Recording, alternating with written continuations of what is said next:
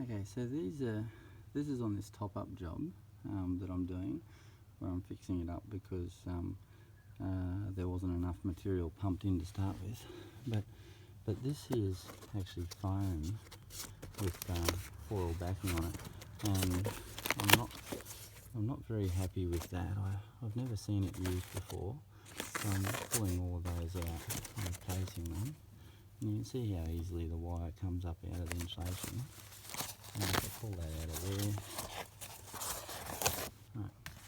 Now the thing I wanted to point out as well is have a look, like this is not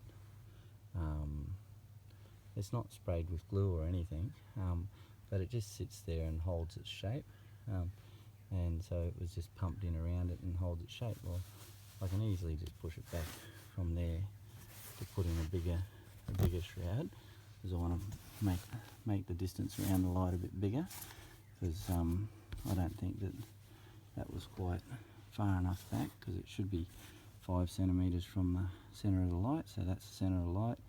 5 centimetres would be over here all the way around, right? So so I'm going to put a new shroud around that, and then we'll be ready to pump and top this job up.